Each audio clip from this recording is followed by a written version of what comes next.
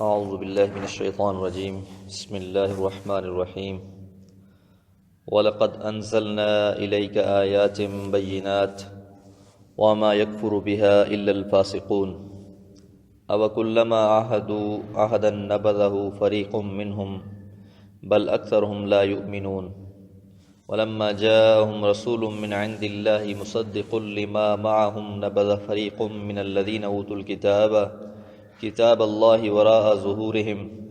کأنہم لا یعلمون۔ سورۃ البقرہ آیت نمبر 99 سے 101 تک۔ وَلَقَدْ اور یقیناً انزلنا ہم نے نازل کیا الیک آپ کی طرف یعنی رسول اللہ صلی اللہ علیہ وسلم کی طرف آیات بینات واضح علامات واضح نشانیاں واضح احکامات وما یکفر اور نہیں انکار کرتا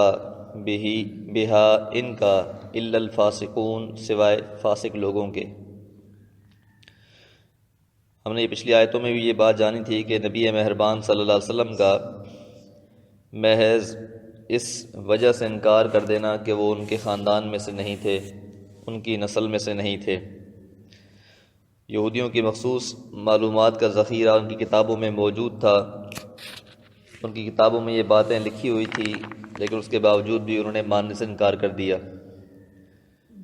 اور قرآن مجید کو بھی پھر جب اللہ نے نازل کیا تو جسے سن کر ہر با ضمیر انسان آپ کی نبوت کی تصدیق کر سکتا تھا، کیونکہ نبی مہربان صلی اللہ علیہ وسلم کا سب سے بڑا جو معجزہ ہے وہ قرآن کریم ہے۔ لیکن اس کے باوجود بھی حضرت ابن عباس فرماتے ہیں کہ ابن سوریہ قطوینی نے حضور صلی اللہ علیہ وسلم کے پاس آیا اور کہا کہ آپ کے پاس کوئی ایسی چیز نہیں ہے، کوئی ایسی علامت یا دلیل نہیں ہے کہ جس کو دیکھ کر آپ پر ایمان لایا جائے۔ تو اللہ تعالیٰ قرآن میں یہ دوسرے کا ارشاد فرماتے ہیں کہ یجدونہ مکتوبا عندہم فی التوراۃ والانجیل، کہ یہ ساری باتیں اپنی کتاب تورات اور انجیل میں لکھی ہوئی پائی ہیں انہوں نے رسول اللہ صلی اللہ علیہ وسلم کے بارے میں، لیکن اس کے باوجود بھی یہ لوگ ایمان نہیں لا رہے۔ اور پھر دوسرا نبی مہربان صلی اللہ علیہ وسلم کی زندگی کو بھی اگر دیکھیں تو 40 سال کی زندگی جو آپ نے پہلے گزاری اور اس کے بعد کی زندگی میں ایک واضح فرق تھا۔ آپ نے جو انہیں کلام پڑھ کر سنانا شروع کیا وہ ایسا کلام تھا کہ جس سے ہر انسان عاجز تھا، اس لیے اللہ نے کہا کہ اگر تمہیں یقین نہیں ہے تو تم بھی اس طرح کا کلام بنا کر لے آؤ۔ لیکن الٹا انہوں نے نبی مہربان صلی اللہ علیہ وسلم پر مختلف قسم کی تہمتیں اور الزام لگانا شروع کر دیے۔ تو اللہ تعالیٰ ان کے اس عمل کے بارے میں بیان فرما رہے ہیں کہ یہ کوئی نئی روش نہیں ہے ان لوگوں کی، بلکہ اس سے پہلے بھی جو پیغمبر اور رسول ان کے پاس آتے رہے ہیں اور اللہ کے احکامات ان کے پاس آتے رہے ہیں،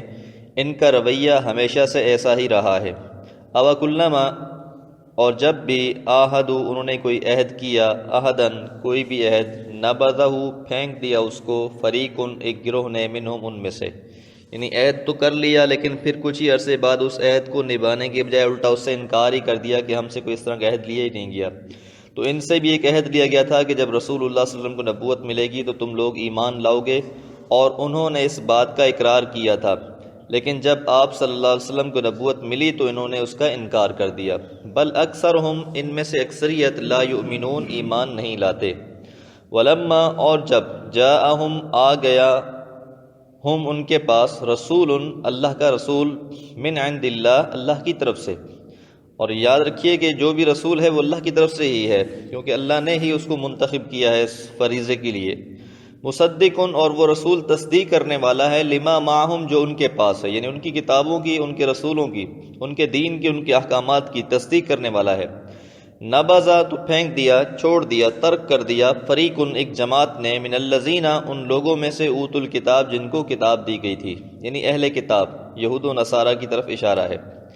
کتاب اللہ اللہ کی کتاب کو وراء ظہورہم اپنی پشتوں کے پیچھے، کیونکہ ان کی کتابوں میں یہ بات لکھی ہوئی تھی، تو لیکن جب ان کی اپنی مرضی کے مطابق وہ معاملہ نہ ہو سکا تو انہوں نے اپنی کتاب کا بھی اس لحاظ سے انکار کر دیا۔ یعنی اگر ان کی کتاب میں لکھا ہوا تھا کہ محمد الرسول صلی اللہ علیہ وسلم کی یہ علامتیں ہیں، یہ پہچان ہوگی، اور انہوں نے اس کو پڑھا اور جب اس کو دیکھا، جانا، پہچانا، تو جاننے اور پہچاننے کے باوجود انہوں نے گویا اپنی کتاب کا بھی اس لحاظ سے انکار کر دیا کہ انہوں نے اپنی کتاب پر بھی عمل نہیں کیا، کیونکہ ان کی کتاب کا تقاضا بھی یہی تھا کہ وہ لوگ رسول اللہ صلی اللہ علیہ وسلم پر ایمان لاتے۔ کأنہم گویا کہ وہ لا یعلمون جانتے ہی نہ ہو، تو ایسی روش اپنا لی کہ جیسے ان کو کچھ پتہ ہی نہ ہو۔ تو یہ بہرحال یہودیوں کی ایک طریقہ کار بیان کیا جا رہا ہے کہ انہوں نے کس طرح سے ایک بہت بڑا ظلم کیا اور حق بات کو قبول کرنے کے بجائے الٹا اس کا انکار کر دیا۔ تو اس لیے اللہ تعالیٰ سے دعا ہے کہ اللہ تعالیٰ حق بات کو تسلیم کرنے والا اور اس پر عمل کرنے والا بنائے۔ وما علیہ الا البلاغ۔